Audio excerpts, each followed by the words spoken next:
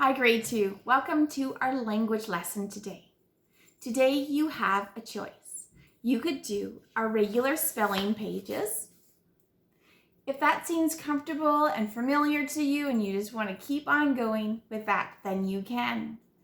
Today's activity is the second page. You need to use the words that are in the word bank to fit in the boxes that match their shape. The second part is a syllable practice. You practice the syllables of each word. There are syllables that are missing, and you need to find and match the word from the spelling list that matches the rest of the word and fill in the missing letters from the syllable that is missing. If you choose to not do your regular spelling activities, you have chosen from the 3x4 grid today for this week.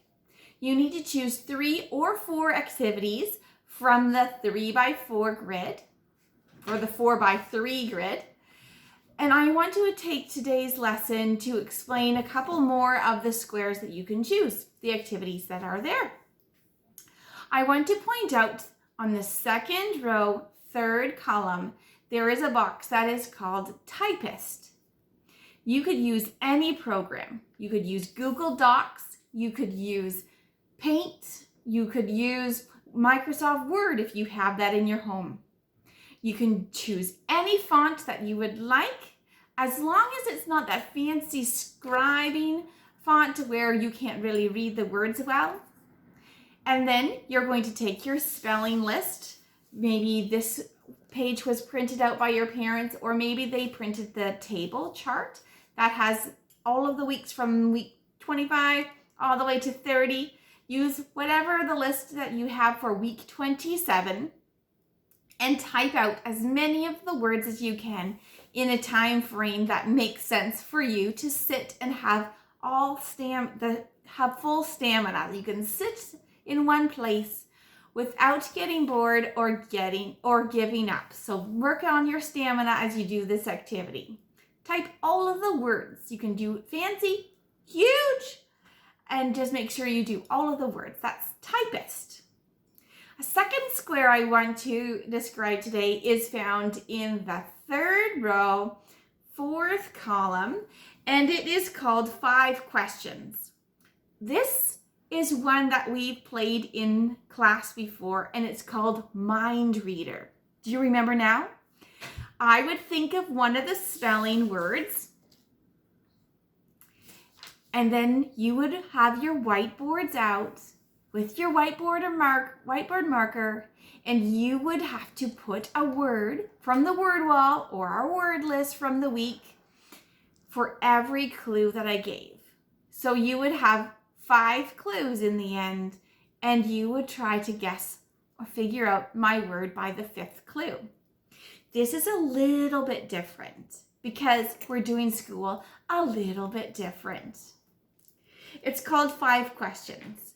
This way, you have to ask someone in your family to choose one of the spelling words from this week and keep it in their mind. Then, you are going to ask questions that they can only answer yes or no to. For example, you would say, is the word that you're thinking about more than 4 letters long? And if they answer yes to that question, well, then you know that the word that they're thinking of cannot be cake, cannot be gift, and cannot be the word buy. So then you are on your second question. You could ask, does your word have any basement letters in it? Those are the letters that stick down. And if they say yes, then you know that it cannot be the word candle. It cannot be the word children. And that's all. The rest, and favorite. It cannot be the word favorite. And you keep on going until you've asked 5 questions. Hopefully, by the time you have asked your 5th question, or or earlier, sooner than that, then you have figured out the word that they were thinking of.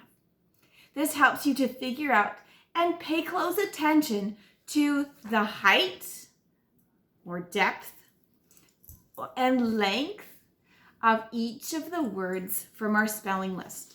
The same kind of idea as the word boxes. It helps you to visualize the shape of the letters, the height and depth, and the actual letter.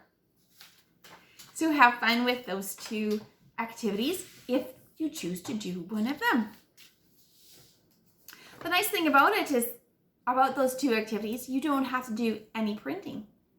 Not from your printer anyways. If you would use a pencil for the 5-question activity. Forgot what the name was. I was going to say mind reader there. All right. And don't forget to do your reading for today, 20 minutes. So break it up. Have 10 minutes of reading to yourself and 10 minutes of reading out loud. Enjoy your day.